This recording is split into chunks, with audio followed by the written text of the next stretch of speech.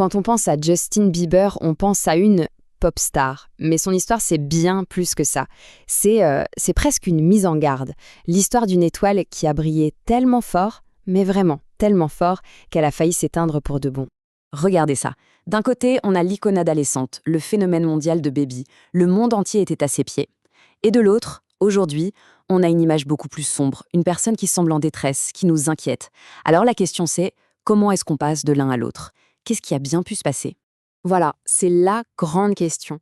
Et pour tenter de comprendre, on est obligé de revenir en arrière, loin en arrière, bien avant les disques de platine et les stades remplis.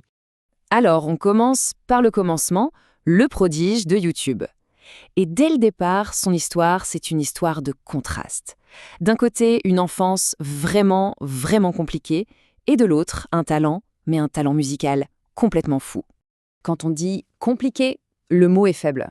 On parle d'un environnement vraiment chaotique. Son père, parti quand il était tout bébé. Sa mère, elle, luttait avec plusieurs addictions. Et pour vous dire, sa propre naissance a été une décision de dernière minute. C'est dire. C'est pourtant dans ce chaos-là que son don a commencé à émerger. Et quel don! Ce n'était pas juste un gamin doué, c'était déconcertant. Il existe des vidéos de lui. Il a 3 ans, et il joue de la batterie avec des rythmes d'une complexité incroyable pour un gamin de cet âge. Ce n'était pas de l'apprentissage, c'était inné, un pur génie, à l'état brut. Et à partir de là, tout s'est enchaîné à une vitesse folle. Le gamin apprend tout seul le piano, la guitare, le chant, un vrai autodidacte. À 12 ans, sa mère poste une vidéo de lui sur YouTube, juste pour la famille, rien de plus. Sauf que la vidéo devient virale, des milliers de vues. Et là, quelqu'un tombe dessus, le manager Scooter Braun. Et c'est parti, la machine était lancée. Le rêve américain, n'est-ce pas? Sauf que ce rêve s'est très vite transformé en une cage dorée. Du jour au lendemain, il est propulsé dans un univers de pression, d'attente, des choses qu'un ado n'est tout simplement pas équipé pour gérer. Et en 2010, c'est l'explosion. La chanson Baby le transforme en l'ado le plus célèbre de la planète. Et je pèse mes mots. On n'avait pas vu ça depuis Michael Jackson peut-être? C'était de la pure folie. Des évanouissements dans ses concerts, une hystérie collective. Il était absolument partout tout le temps. Bien sûr, cette gloire-là, elle a un prix. Et un prix très lourd. Dès l'âge de 13 ans, sa vie ne lui appartient plus. À un âge où on est censé être au collège, lui, il enchaîne les tournées mondiales, les plateaux télé, les studios. Un rythme infernal. À tel point qu'à 16 ans, on le voit s'effondrer. Littéralement. S'effondrer d'épuisement en plein concert. Et il n'y avait pas que l'épuisement physique. Il y avait quelque chose de bien plus malsain, de plus sombre. Très jeune, il a été sexualisé par les médias. Des animatrices télé bien plus âgées lui posaient des questions ultra déplacées, des sous-entendus constants. Tout était contrôlé, sa coupe de cheveux, ce qu'il disait. Il n'était plus une personne, il était devenu un produit. Forcément, à un moment, ça devait craquer. Toute cette pression, ça ne pouvait pas durer. Alors l'image parfaite du petit prodige, elle a commencé à se fissurer. Et on a commencé à voir des comportements, disons, de plus en plus erratiques.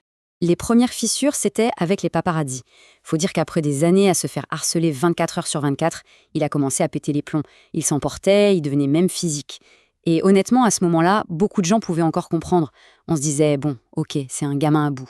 Mais le vrai point de bascule, le moment où tout change, c'est une photo. Une simple photo de lui en train de fumer un joint.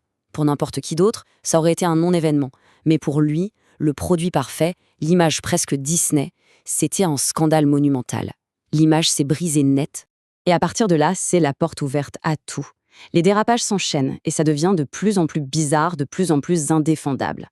On l'a filmé en train d'uriner dans un seau nettoyage dans un restaurant, de cracher sur ses propres fans depuis un balcon, et même de causer des dizaines de milliers de dollars de dégâts chez son voisin en jetant des œufs. Chaque incident, en fait, c'était un appel à l'aide de plus en plus désespéré. Et la spirale continue, jusqu'au point de non-retour. Son arrestation, conduite en état d'ivresse, en pleine course de rue illégale, au volant d'une Lamborghini. Là, on n'est plus dans les bêtises de star. C'était la preuve que la situation était devenue complètement hors de contrôle. Et cette chute libre l'a plongé dans une période encore plus noire. Une période marquée par les drogues dures, les scandales et une fuite en avant désespérée pour essayer d'échapper à tout ça. Pour bien comprendre à quel point c'était grave, il faut l'entendre le dire lui-même. Il a avoué que la première chose qu'il faisait en se réveillant, c'était rouler un joint et prendre une pilule. C'était à ce point que sa propre équipe de sécurité, la nuit, venait vérifier s'il respirait encore, s'il avait toujours un pouls. C'est ça, toucher le fond du gouffre.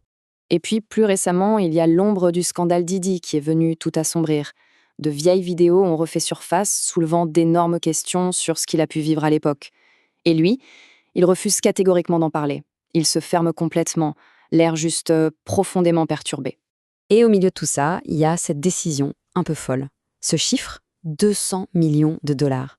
C'est la somme pour laquelle il a vendu tout, l'intégralité de son catalogue musical, l'œuvre d'une vie. Pourquoi faire ça? On pourrait penser que c'est pour l'argent. Mais en fait, non. Selon beaucoup de proches, l'argent, il s'en fichait. C'était un geste symbolique, une tentative désespérée de racheter sa liberté, de couper les derniers liens avec cette industrie qu'il a possédée depuis son enfance. Alors, quand on regarde tout ça, on se dit que son histoire est bien plus qu'une simple biographie. C'est une sorte de conte moral moderne, une mise en garde tragique sur ce que la célébrité peut détruire. Aujourd'hui, il est physiquement, mentalement, méconnaissable. Et le plus triste dans tout ça, c'est que ses appels à l'aide, sa souffrance évidente sont souvent transformés en mèmes sur Internet. On se moque de lui. Ça en dit long sur notre époque, non? On préfère le spectacle à la compassion. Parce qu'il ne faut jamais l'oublier. Derrière tout ce chaos, il y a un talent absolument immense. Cette citation le dit très bien. Même au pire de ses problèmes, il reste un pur génie musical, capable d'éclipser presque n'importe qui. C'est ça qui rend l'histoire encore plus tragique. Ce qui nous amène à la question finale, une question qui dérange. Est-ce que son talent a été purement et simplement détruit par la machine hollywoodienne, ou est-ce que finalement, c'est le prix inévitable à payer quand on est un enfant célèbre? C'est une question qui va bien au-delà de Justin Bieber et qui nous concerne tous.